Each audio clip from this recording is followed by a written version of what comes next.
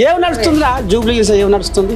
ఆయన కాడ నుంచి చూసుకుంటే ఆయన కొడుకు వచ్చి ఇప్పటికి 2014 నుంచి ఆయన ప్రజలకు సేవ చేయాలని రాజకీయాలలో రావాలనుకున్నాడు తప్ప డబ్బు సంపాదించాలని కాదు. అది ఇక్కడ ఉన్న ప్రతి ఒక్కరికి ఎరికే.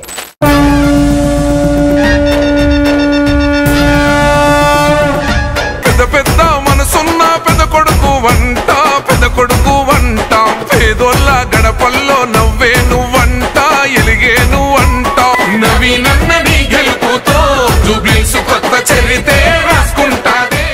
ఈ ఆర్ఎస్ ప్రవీణ్ ఏంది మీ అయ్య జాగిరా జూబ్లీ హిల్స్?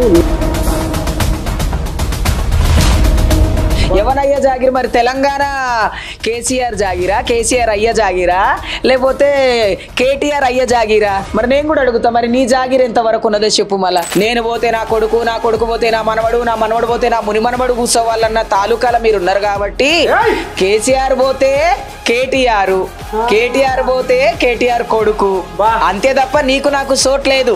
సునీతమ్మను మాటకు ఏడువు అనేది అంటుర్రు అనేది కాంగ్రెస్ వాళ్ళే అంటుర్రు. మరి నిజంగానే ఆమె ఏడుస్తుందా?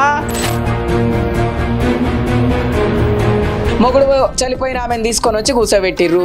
ఆమె బాధ ఏంటంటే నాకు అసలు 4 గోడల నా మొగును కొంట చేసుకొని పెట్టుకునే పంచాయతీలు తప్ప నాకు ఇవేం తెలియవు, నన్ను తీసుకొచ్చి నా ఇజ్జత్ దిత్తుండ్రేమో అని ఏడుతుందని నేను అనుకుంటున్నా. ఓటమి ఏడుపది. ప్రచారం రథం మీద ఉన్న డ్రైవర్ని బెదిరియవలసిన అవసరం ఏమొచ్చిందంటావు? అంటే వీళ్ళు అన్నారా ఎట్లా? ఏనుగు పోతుంటే కుక్కలు మరుగుతాయి, సింహం పోతుంటే జంతువులు దారిస్తాయి. ఇది అడవిలో అయినా సరే బయట అయినా సరే. ఇప్పుడు మనం సింహం చూస్తే ఏం చేస్తాం? దాచుకొని ఏం చేస్తాం? ఆ సింహం ఏం చెయ్యకున్నా సరే ఆ సింహం ఇట చేసింది అట చేసింది అని చెప్తాం. ఎందుకు చెప్తాం? సింహం అంటే మనకు భయం కాబట్టి. గద్దెనెక్కింది ఎవరు? మా రేవంత్ అన్న, సింహం ఆయన. రంగుల జెండా బట్టి సింగమోలే కదిలినాడు ఒక్కరో కాంగ్రెస్ సూర్యుడు మన రేవంత్ అన్న నిగ్గదీసి అడిగే మునగాడు.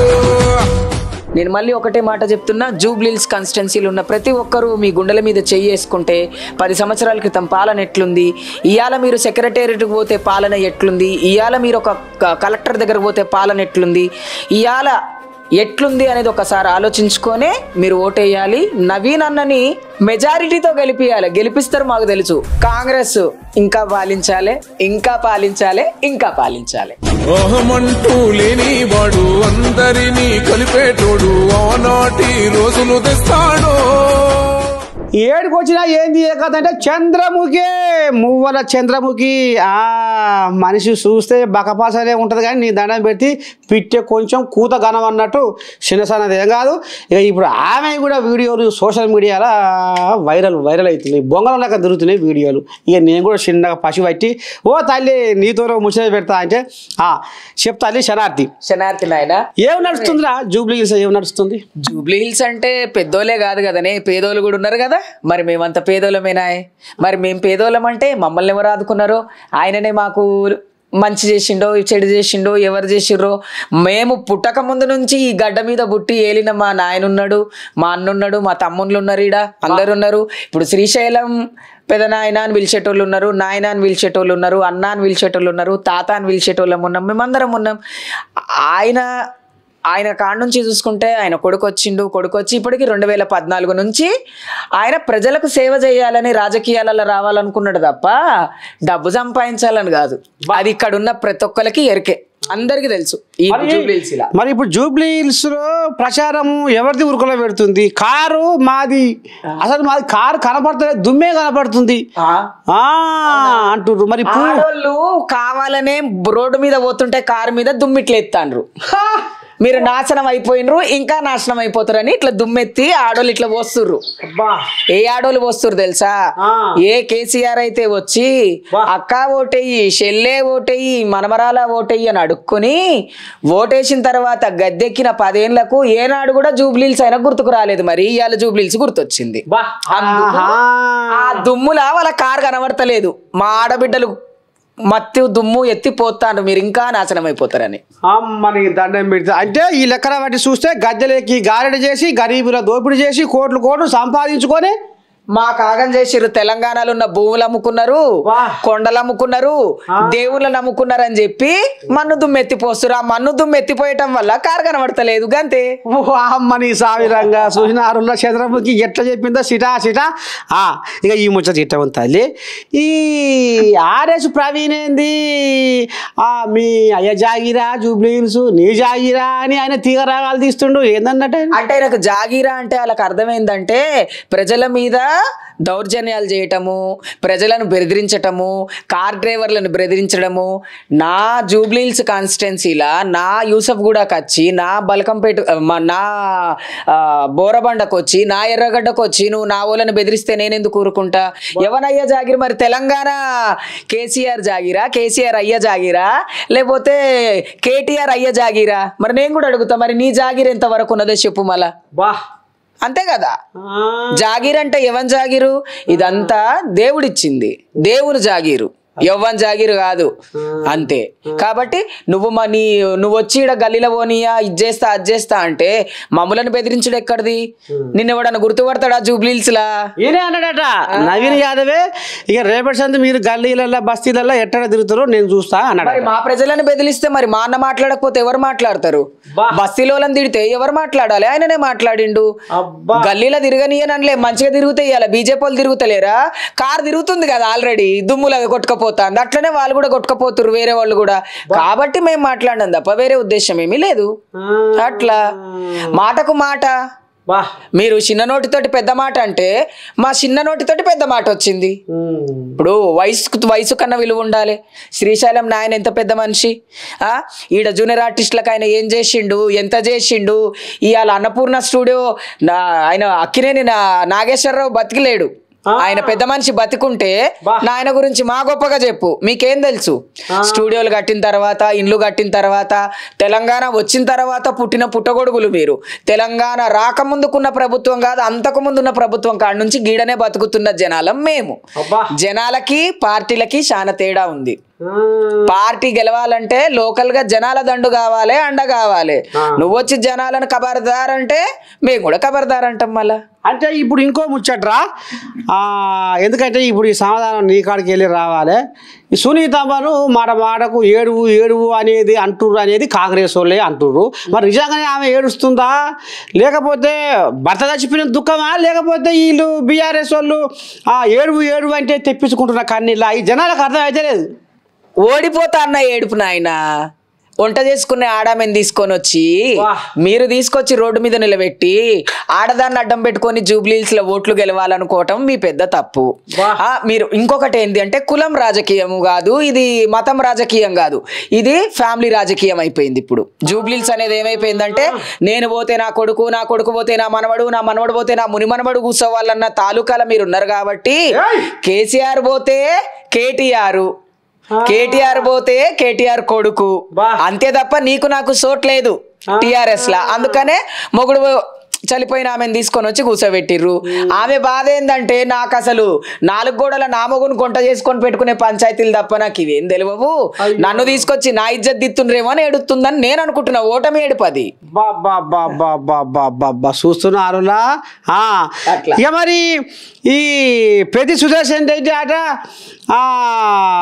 మొన్న ఏదో ఆ రోడ్డు మీద ఏదో పంచాయతీ పుట్టింది అనేది కథ నడుస్తుంది. మరి వీళ్ళకు కూడా ఇంకా ఆ పంచాయతీ ఇంకా సెగబెట్టినట్టు పొగెళ్తూనే ఉంది. ఎట్ట పంచాయతీ మరి నిజంగానే ఆయన ప్రచారం రథం మీద ఉన్న డ్రైవర్ని బెదిరియవలసిన అవసరం ఏమొచ్చిందంట అంటే వీళ్ళు ఏమైనా అన్నారా ఎట్లా? ఇప్పుడు ఏనుగు పోతుంటే కుక్కలు మరుగుతాయి, ఏనుగు పోతా అంటే కుక్కలు మరుగుతాయి, సింహం పోతుంటే జంతువులు దారిస్తాయి. ఇది అడవిలో అయినా సరే బయట అయినా సరే. ఇప్పుడు మనం సింహం చూస్తే ఏం చేస్తాం? దాచుకొని ఏం చేస్తాం? ఆ సింహం ఏం చెయ్యకున్నా సరే ఆ సింహం ఇట చేసింది అట చేసింది అని చెప్తాం. ఎందుకు చెప్తాం? సింహం అంటే మనకు భయం కాబట్టి. గద్దెనెక్కింది ఎవరు? మా రేవంత్ అన్న సింహం. ఆయన సీఎం అవ్వాలని పార్టీలో లేడు. ఆయనని ప్రజలు సీఎం చేసిండ్రు, ఆయన మంచితనం ఆయనని సీఎం చేసింది. ఇక్కడ ఏం చేస్తుర్రు అంటే పులిని చూసి నక్కవాత పెట్టుకుందని ఏదో ఏనాడో జరిగిందో, లేకపోతే ఏనాడో కక్షలు తీసుకొని వచ్చో, లేకపోతే ఏనాడో ఎవడవుతుంది అత్త నవ్వినందుకు అత్త తిట్టినందుకు కాదు ఆడబిడ్డ నవ్వినందుకు అన్నట్టు అయిపోయి డ్రైవర్ల మీద పెట్టి వాళ్ళ మీద పెట్టి వీళ్ళ మీద పెట్టి మా నవీనని అంటున్నారు. అంతే తప్ప అక్కడ జరిగింది ఏం లేదు. ఇగో నేను మాట మాత్రం మళ్ళీ అందరికీ చెప్తున్నా, ఇవాళ ఈడ ఓట్లేసేటోళ్ళల్లా కుర్రకారులు 1,00,000 మంది ఉంటే పెద్ద ముసలోళ్ళు శాతగానోళ్ళు వీళ్ళు 1,50,000 మంది ఉంటే 1,00,000 మంది ఉద్యోగాలు చేసేటోళ్ళు ఉన్నారు. 3,96,000 ఓట్లు ఉన్నాయి ఈడ. దీంట్లో విభజించి చూస్తే మీరు ఎంతసేపు వాట్సాప్లల్లా ఇన్స్టాగ్రామ్లల్లా మందిని తిట్టుడు తప్పితే మంచి ఏం చెప్తలేరు. అది కూడా జరుగుతూనే ఉంది. ఫోన్ అడ్డం పెట్టుకొని మనం ఎలక్షన్స్ ఎట్లా గెలుస్తాం? నిజాన్ని అడ్డం పెట్టుకొని గెలవాలి, నిజాయితీ గుండి గెలవాలి. గల్లీలలో తిరుగుతున్నామంటే మేము ఉట్టి పెరిగిన గల్లీలు మాకు ఒకటి చూపించే పనిలే. ఇట్లా పోతే రోడ్డు వస్తుంది, ఇట్లా పోతే చౌరస్తా వస్తుంది, ఇట్లా పోతే దుర్గమ్మ గుడి వస్తుంది అని చెప్పే అవసరం లేదు. బోరబండ ఎట్లుంటుందో, ఎర్రగడ్డ ఎట్లుంటుందో, ఇంద్రానగర్ ఎట్లుంటుందో, జూబ్లీల్స్ ఎట్లుంటుందో అందరికీ మాకు ఎరకనే చిన్నప్పటి నుంచి. మిమ్మల్ని కూడా బెదిరించిర్రు, మిమ్మల్ని కూడా అట్టట ఇట్టట అని కాలుకు పెడితే మెడకు పెడితే కాలుకు పెట్టి హింస పెట్టిర్రు అనేది బీఆర్ఎస్ వాళ్ళు పాపం వాళ్ళ ఉసురు పంచుకుర్రు అనేది కూడా బీఆర్ఎస్ వాళ్ళు మొత్తుకుంటారు. మరి ఎట్లా నిజమేనా? మిమ్మల్ని బాధ పెట్టిరా ఈ కాంగ్రెస్ వాళ్ళు? మమ్మల్ని కుర్మ వెంకట్ అనే ఒక రౌడీ షీటర్ మా దగ్గర డబ్బులు వసూలు చేసిండు 2016-17 టైంలో. ఆయన పేరు కుర్మ వెంకట్. మీరు తీసుకొచ్చి ఏ వెంకట్ని యాడ్ చేసిరు ఇక్కడ?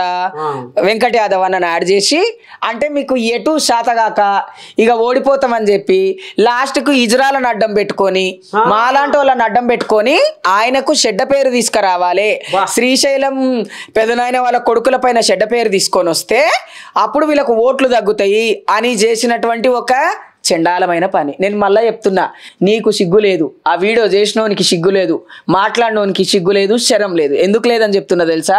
ఆ వీడియోలో ఉన్నది నేనే ధర్నా చేసిన, నేను ధర్నా చేసిన, నాతో పాటు ఒక 100 మంది ధర్నా చేసింది కుర్మ వెంకట్ కోసం తప్ప వెంకట్ యాదవ్ అన్న కోసం కాదు. ఆనాడు సీసీ ఫోటేజ్ లేవు, ఐఫోన్లు లేవు, కెమెరాలు లేవు, ఏమీ లేని కాలంలో కూడా వెంకటన్న నవీన్ అన్న మా దగ్గరకు వచ్చి కూర్చొని మిమ్మల్ని ఎవరైనా బెదిరించినా ఏం చేసినా మేము మా ఎంఐఎం ఆఫీస్లో తలదాచుకోండి, మీరు అప్పుడు ఆఫీస్ పేరే ఎంఐఎం ఉండే, ఆఫీస్లో మీరు తలదాచుకోండి బెట్ట అని చెప్పిండు. అప్పుడు ఏడున్నారు వీళ్ళంతా. చెప్తున్నా కదా, కోడొచ్చి గుడ్డు నెక్కిరిస్తే ఏమైతుంది? గుడ్డు ఆమ్లెట్ అవుతుంది.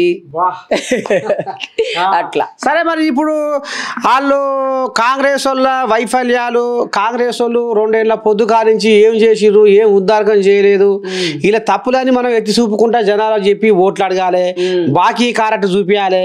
కాంగ్రెస్ వాళ్ళు జనాలకు ఇంత బాకీ ఉన్నారని కారట్లు కూడా జేబులో పెట్టుకొని తిరుగుతున్నాడు తల్లి. మరి ఏంటన్నట్టు మరి ఇప్పుడు జనాలు ఏం ఆలోచన చేస్తుర్రు? మరి ఆ బీఆర్ఎస్ వాళ్ళు గిట్ట మాట్లాడుతున్నారు. మరి ఇప్పుడు కాంగ్రెస్ వాళ్ళు పోయి ఏ రకంగా ఓట్లు అడుగుతున్నారు అంటావు? కాంగ్రెస్ వాళ్ళు ఓటు అడగడానికి ముందు కారణం, మనం పొద్దున్నలేతే ఏం తింటామే? బువ్వ తింటాం. బువ్వ ఎవరు పండిస్తుండ్రే భూమి మీద? రైతులు. రైతు రుణమాఫీ చేసిన ఒక సీఎం పేరు నాకు చెప్పు ఇండియాలో. చెప్పాలి మళ్ళా, మరి చెప్పాలి. గంతమంది వేల కోట్ల రూపాయలు తీసుకొచ్చి రైతు రుణమాఫీ చేసిండు. ఎంతో మంది రైతులు సంతోషంగా ఉన్నారు. 100 మందిలా ఒక్కైనా లేకపోవచ్చు, కానీ 99 మంది సంతోషంగా ఉన్నారు కదా. ఇవాళ పెద్ద పెద్ద బిల్డింగ్లల్లో, పెద్ద పెద్ద 5 స్టార్ హోటళ్లలో ఉండేటోళ్ళకు కరెంటు బిల్లు కట్టుకుంటున్నారు. మరి గుడిసెలలో ఉన్న వాళ్ళు కరెంటు బిల్లు కడతలేరు. బోరబండలో కనీసం 50,000 మంది కరెంటు బిల్లు కడతలేరు. ఎర్రగడ్డలు 20,000 మంది కడతలేరు. జూబ్లీస్ లో ఎంత కాదనుకున్నా 20 నుంచి 30,000 మంది కరెంటు బిల్లు కడతలేరు. ఎందుకు కడతలేరు? ఎవరిచ్చిర్రు ఫ్రీ కరెంటు? కాంగ్రెస్ ఇచ్చింది. రుణమాఫీ ఎవరు చేసిండ్రు? కాంగ్రెస్ చేసింది. ఇవాళ ఆడబిడ్డలు వేములవాడ దేవుని దగ్గర పోవాలంటే అయ్యో బస్ ఛార్జీలు లేవు, ఎట్లా పోదాము, నువ్వు పోయిరాలే అబ్బా, నాకెందుకులే, నేనెందుకులే, నా బిడ్డలు ఎందుకులే అనుకునేటోళ్ళు వేములవాడ పోతుర్రు. మొన్న జరిగిన సమ్మక్క సారక్క జాతరకు గంత వేల మంది ఆడోళ్ళు పోయిర్రు అంటే ఎక్కడి నుంచి? ఏ ప్రభుత్వం ఫ్రీ టికెట్ ఇచ్చింది? కాంగ్రెస్ ప్రభుత్వమే టికెట్ ఇచ్చింది, ఉచిత బస్సు. మరి ఉచిత బస్సు ఇచ్చిందిగా, టికెట్ ఇస్తురు. ఎందుకు ఇస్తురు? వాళ్ళ లెక్క కోసం ఇస్తారు, కానీ మనం పైసలు లేకుండానే తీసుకుంటున్నాం కాబట్టి టికెట్ ఇస్తురు అని నేను అన్నా. ఈ అన్ని జరుగుతుండగా ఇక్కడ ముచ్చట ఏంటంటే కాంగ్రెస్ వాళ్ళ కాడ పైసా ఏడు నుంచి వచ్చిందని చాలా మంది అంటుర్రు, చాలా రకాలుగా అంటుర్రు. నేను నా అనుభవంలో చెప్తాన్నా. మన పాత సెక్రటేరియట్ కూలగొడుతుంటే లంక బిందెలు దొరికినాయి అంట బాగా. అంత నిజాం సర్కారు పెట్టిన బిందెలన్నీ ఒక 50-60 బిందెలు, వజ్రాలు, వైడూర్యాలు దొరికినాయట. అయితే ఇక్కడ సెక్రటరీ కట్టేటప్పుడు ఏం చేసిండు, లారీలల్లో ఫామ్ హౌస్ కి తోలించుకున్నాడు ఆయన. అన్ని తోలించుకొని సెక్రటరీ కట్టినా అని చెప్పి ఏం చేసిండు, పైనుంచి పైసలు తెచ్చిండు, అప్పు పాలయ్యిండు. అప్పు చేసిన అప్పు అట్లనే ఉంది కానీ లంక బిందెలన్నీ ఎవరి ఇంట్లో ఉన్నాయి, కేసీఆర్ సార్ ఇంట్లో ఉన్నాయి. మళ్ళా అంటే ప్రతిదీ కూడా మీరు ఏం చేస్తున్నారంటే దోచుకున్నారు.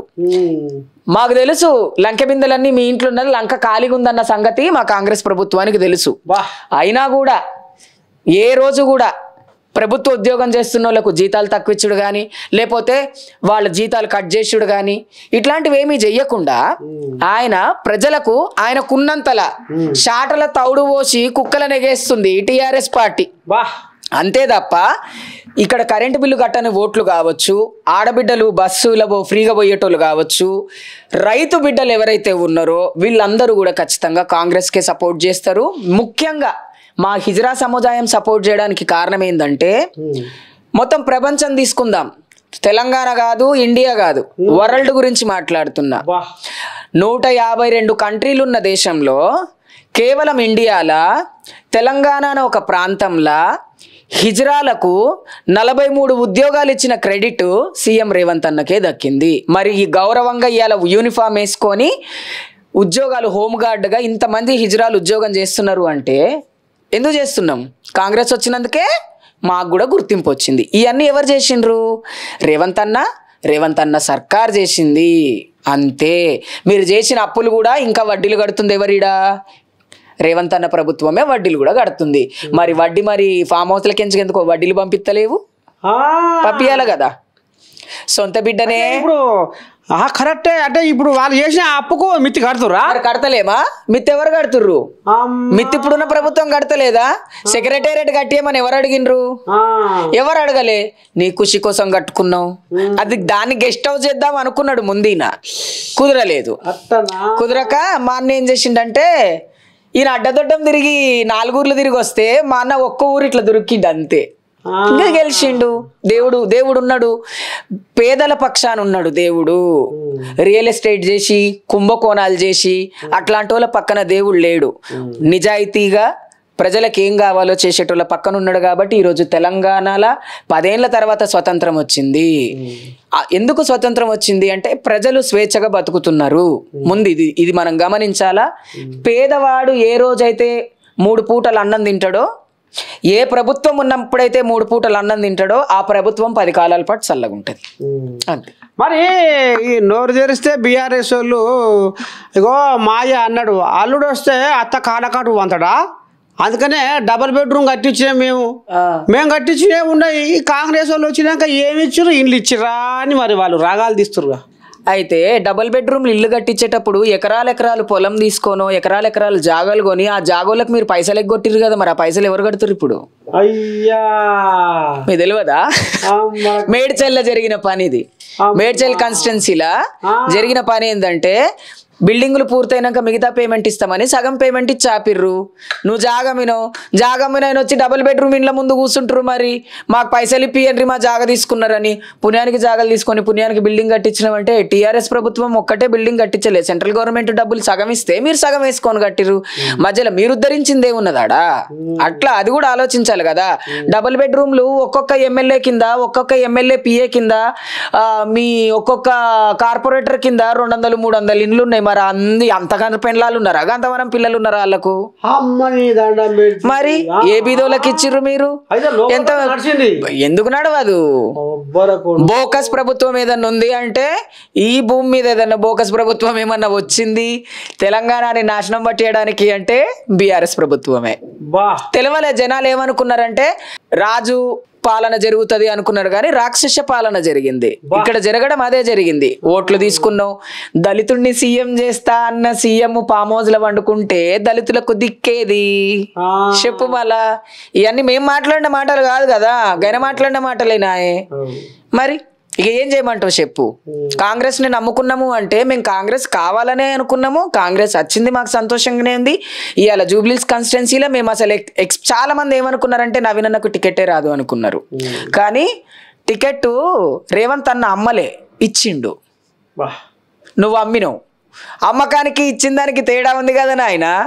100 కోట్లకు నువ్వు ఒక ఎమ్మెల్యే టికెట్ అమ్మి 500 కోట్లకు ఒక మినిస్టర్ టికెట్, సెంట్రల్ టికెట్లు అమ్ముకున్న నీ చరిత్ర ఎవరికి తెలియదు? అందరికీ తెలుసు. మల్కాజ్గిరి కాన్స్టిట్యున్సీలో 2019లో నువ్వేం చేసినావు? రేవంత్ అన్న గెలవకుండా ఉండడం కోసం 200 కోట్లకు నువ్వు టికెట్ ఇస్తే ఏక మెజారిటీ తోటి రేవంత్ అన్న గెలవలేదా? 2019లో మినిస్టర్ కాలేదా? ఎందుకు గెలిచిండు? ఆయన పనితీరు వల్ల గెలిచిండు. ఆయన ప్రభుత్వం ఏం పని చేస్తుంది అనేది ఆయాల కావచ్చు, ఇయాల కావచ్చు, ఇంకా 10 ఏళ్ళకు కావచ్చు, కాంగ్రెస్ ప్రభుత్వంలోనే మా అన్న ఉంటాడు, కాంగ్రెస్ ప్రభుత్వంలోనే మేము ఉన్నాం. కాంగ్రెస్ ఏమన్నా నిన్నీయాల పుట్టిందానే? 2011-12లో టీఆర్ఎస్ ప్రభుత్వం పుట్టినట్టు కాంగ్రెస్ పుట్టలే. కాంగ్రెస్ 1946లో పుట్టింది.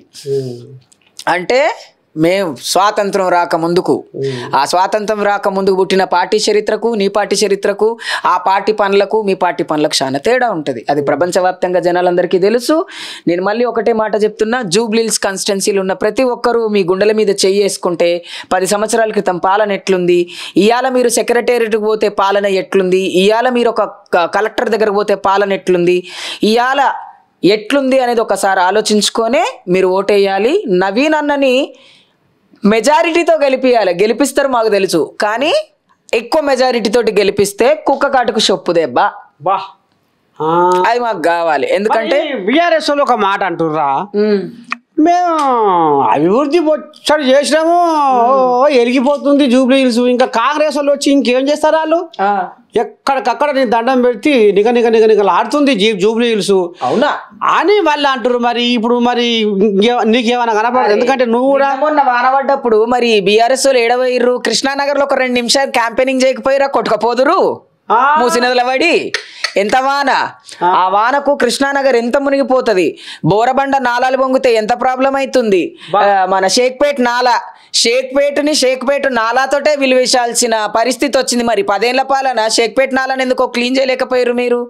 అక్కడున్న మురికివాడని తీసేయలేకపోయారు? అక్కడున్న వాళ్ళకి డబుల్ బెడ్రూమ్లు ఎందుకు ఇయ్యలేకపోయారు? బోరబండల బస్ స్టాండ్ లేదు. రోడ్డు మీద చిన్న జాగల బస్సు తిప్పుకోనికి ఎంత కష్టమవుతుంది, బస్సు ఎక్కడానికి ఎంత కష్టమవుతుంది, ఇంత ట్రాఫిక్ జామ్ అవుతుంది. మరి 10 ఏళ్లలో నీకు బోరబండ కనబడలేదా బీఆర్ఎస్ అని నేను అడుగుతున్నా. బస్ స్టాండే లేదు. బస్ స్టాండ్ ఉందా? మీరు చూసే ఉంటారు. బోరబండల బస్ స్టాండ్ అంటే ఎంత ఉంటది? ఇంత చిన్నగా ఉంటది. ఆ బోరబండ నుంచి సిటీ మొత్తం బస్సులు తిరగాలి. అవునా? సిటీ మొత్తం బస్సులు తిరగాలంటే బస్ స్టాండ్ ఫెసిలిటీయే చక్కగా లేనప్పుడు మీరు ఇంకా ఏం డెవలప్ చేసిర్రు? జూబ్లీహిల్స్ లా మీకెవరైతే ముడుపులు ఇచ్చిర్రో రియల్ ఎస్టేట్ వాళ్ళకు బిల్డింగులు కట్టించిర్రు, వాళ్ళకి చేసిర్రు ఏమన్నా? ఒక్కొక్కడు 20-30 ఫ్లోర్లు కట్టుకొని రియల్ ఎస్టేట్ బాగుపడ్డది తప్ప బీదోడేం బాగుపడ్డాడు ఈ జూబ్లీహిల్స్ కాన్స్టిట్యున్సీలా? చెప్పాలా మరి? నువ్వు చెప్పాలా నాయనా? మరి ఉన్నది మాట్లాడుకుంటే ఊళ్ళు ఉండనియరట. మేము ఉన్నది మాట్లాడుకుంటా మా ఊర్లో మేమే ఉన్నాము, మీరే పక్క ఊర్లోకించి వచ్చి ఇక్కడ పిచ్చి మాటలు మాట్లాడుతున్నారు. మరి ఇంత కష్టం జరిగింది కదా. శ్మశాన వాటికను కూడా కబ్జా చేసిరి, పార్కులను కబ్జా చేసిరి, బోరబండ చెరువును కబ్జా చేసిరి. ఇంకా ఏం మిగిలిందని కబ్జా చేయడానికి? ఏం మిగలలేదు, ఏమీ మిగలలేదు కబ్జా చేయడానికి. ఏం రోడ్లు వేసిర్రు మీరు? ఏం రోడ్లు వేయలేదే. ఈ రోడ్లన్నీ ఎప్పటి నుంచి ఉన్నాయి? మేము చిన్నగున్నప్పటి నుంచి గవే రోడ్లు ఉన్నాయి. కొత్తగా ఏమన్నా నువ్వు ఫ్లైఓవర్ వేసినావా జూబ్లీహిల్స్ లా? కొత్త ఫ్లైఓవర్ ఏమైనా వేసిండా మరి మా తెలియదు. మరి వాళ్ళకే కనబడుతుందేమో. బంగారు తెలంగాణ అంటే వాళ్ళకే కనపడుతుంది బంగారం అని. ఎందుకంటే బంగారం అంతా వాళ్ళ ఇండ్లలోనే ఉంది కదా, కుటుంబం ఇండ్లల్లా. సరే, మరి ఇప్పుడు రాకపోగా కాంగ్రెస్ పార్టీకి పోటీ బీజేపీ అంటావా బీఆర్ఎస్ అంటావా? బీజేపీ కాదు, బీఆర్ఎస్ కాదు. మా నవీనన్నకైతే ఈడ వాళ్ళిద్దరు ఇప్పుడిప్పుడే వచ్చిర్రు. బీజేపీ పార్టీ వాళ్ళు ఈ మధ్య అక్కడక్కడ గెలుతురు తెలంగాణలో తప్ప. తెలంగాణ అంటేనే ఏంది? ముస్లిం హిందూ బాయి. ఈ తెలంగాణలో ఏ జిల్లా 33 జిల్లాలలో ఏ జిల్లా కన్నావో కులమత భేదాలు లేకుండా బ్రతికిన వాళ్ళమే మేమంతా కొన్నేళ్ల నుంచి. ఎప్పుడో ఎవరో నిజాం పాలనలో జరిగినాయి తప్ప, రజాకారుల కాలంలో జరిగినాయి తప్ప, ఎప్పుడైతే స్వాతంత్రం వచ్చిన తర్వాత మాత్రం ఇట్లాంటివి ఏం జరగలేదు. కాబట్టి మాకు తెలిసి నాకు తెలిసి ఇప్పుడు నేను ఇన్నేళ్ల నుంచి చూస్తున్నా కాబట్టి బీజేపీ అంటే బీజేపీ అంతే ఉన్నది, దాని జాగాలో అది ఉన్నది అంతే. ఇక్కడ తెలంగాణలో బీజేపీకి ఏం లేదు, ఏం గెలిచిండ్రు వాళ్ళు? ఉన్న ఒక్కడిని కూడా చక్కగా ఉంచుకోకుండా ఆయననే దింపిరి. ఉన్న ఒక్కళ్ళిద్దరు కూడా వాళ్ళంతకు వాళ్ళు రిజిగ్నేషన్ చేసి వాళ్ళంతకు వాళ్ళే రిజిగ్నేషన్ చేసుకునే కాడికి తెచ్చిర్రు. ఒకలో ఇద్దరో ఉన్నారు, వాళ్ళు మాట్లాడుతున్నారు. ఒకటి మనం గుర్తుపెట్టుకోవాల్సింది ఏంటి అంటే, యాదగిరిగుట్టకు పోయి నేను మాట్లాడితే నన్ను చూడ్డానికి చాలా మంది వస్తారేమో, కానీ యాదగిరిగుట్టలు ఉన్న నాయనకే ఓటేస్తారు, ఎందుకంటే నాయన ఆడనే 24 గంటలు ఉంటాడు కాబట్టి. అంతే కదా. చంద్రముఖి వచ్చిందని యాదగిరిగుట్టలు ఉన్న వాళ్ళందరూ నేను చెయ్యి ఊపుతా అంటే నాకు చెయ్యి ఊపుతారు, నన్ను వీడియోలు తీస్తారు, ఎందుకంటే రాక వచ్చిన చుట్టం కదా, మర్యాద చేయాలి అని. అంతకు మించి వేరే ఏం లేదు. ఇక్కడ కాంగ్రెస్ గెలవడానికి కారణం ముఖ్యంగా ఏంటి అంటే ఇక్కడ క్యాండిడేట్. మనం క్యాండిడేట్ గురించే మాట్లాడాలి. నవీన్ అన్న ఏందో అందరికీ తెలుసు, ఆయన చదివేందో అందరికీ తెలుసు, ఆయన గుణం ఏందో అందరికీ తెలుసు, అందరికి తెలిసిందే మనిషి.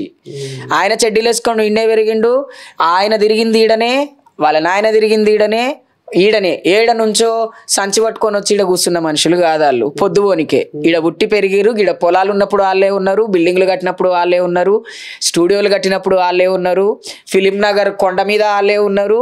ఇవాళ బిల్డింగ్లలో మీరు ఉన్నారు అంతే. కాకపోతే ప్రజల గుండెలో మాత్రం ఎప్పుడు ఇక్కడ ఎవరైతే ప్రజల కోసం పనిచేస్తున్న మనుషులు ఉన్నారో వాళ్ళే ఉన్నారు. కాబట్టి నేనైతే అసలు బీఆర్ఎస్ అయితే సిగ్గు లేకుండా ప్రచారాలు చేస్తుందనే చెప్పాలి.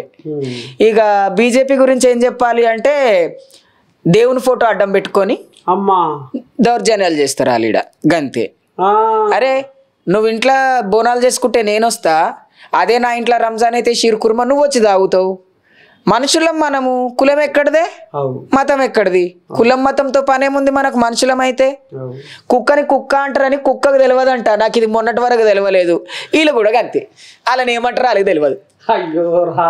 అదే నిజమే. మరి కుక్కని ఒసే కుక్క పోవే అంటే మనం అరిస్తే పోతుంది, కానీ కుక్కకు దాని పేరు కుక్క అని తెలియదట. కానీ నీ పేరేందో నీకు తెలుసు, నా పేరేందో నాకు తెలుసు.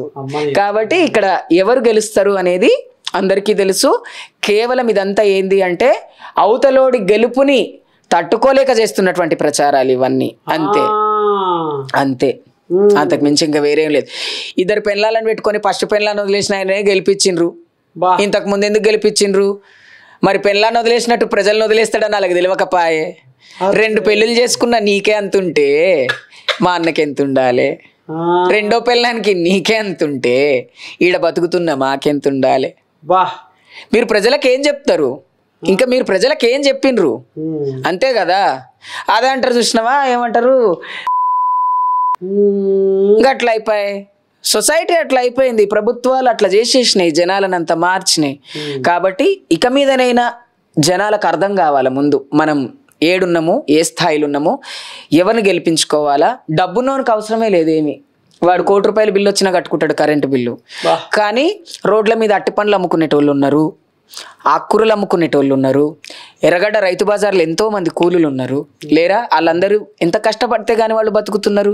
వాళ్ళ బతుకు తెరువు గురించి ఆలోచించవలసిన అవసరం అయితే మనకుంది కదా.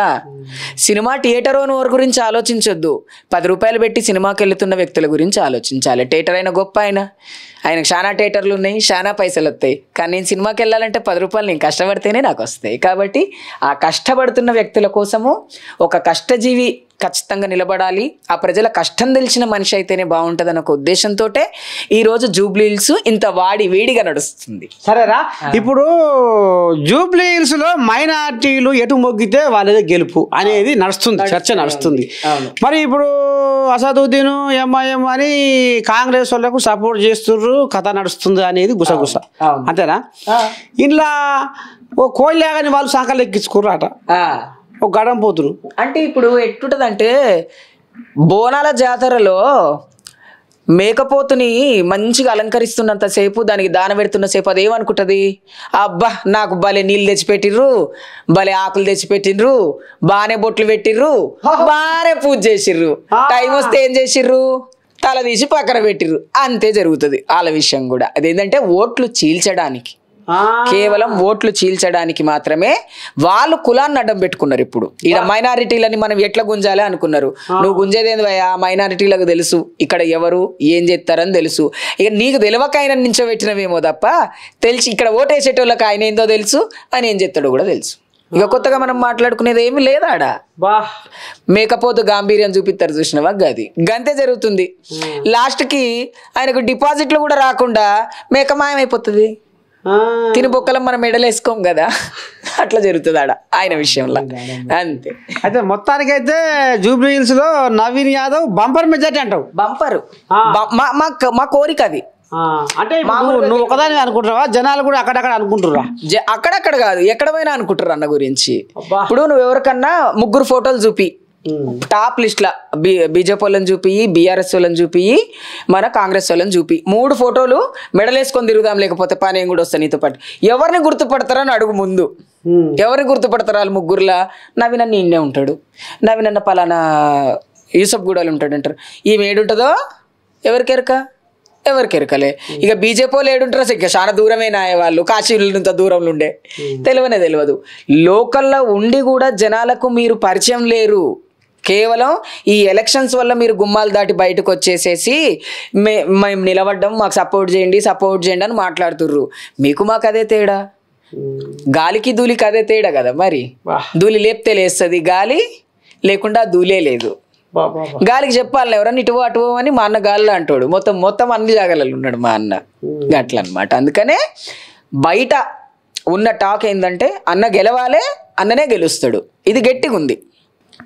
ఇక గిదుల్లా మొత్తానికి చంద్రముఖి మువ్వల నవీన్ అన్న అని ప్రతి బస్తీలో, ప్రతి గల్లీలో, ప్రతి సందులో మా నవీన్ అన్న, మా ఊరు నవీన్ అన్న, మా వాడకట్టు నవీన్ అన్న, మా ఇలాకా నవీన్ అన్న, మా ఏరియా నవీన్ అన్న, మా జూబ్లీ హిల్స్ నవీన్ అన్న అనేది ఇలా ఆయన ముద్ర చేసుకుంటూ ఇలా ఆయన సేవా సామాజిక కార్యక్రమాలు కానీ, ఇలా ప్రభుత్వ పరంగా వచ్చిన పథకాలు కానీ, మొత్తానికి నవీన్ యాదవ్ను అసలు గెలుపు ఎప్పుడో ఖాయమైంది.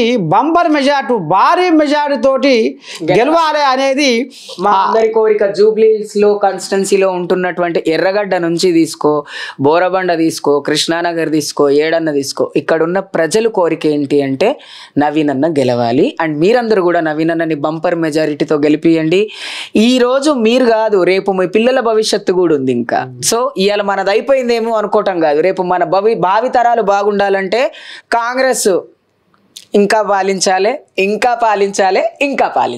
ఇక గిదుల్లా మొత్తానికి చంద్రముఖి నోట ఒక మాట మాత్రము ఇలా ఆమె మాటల్లో కనపడ్డది.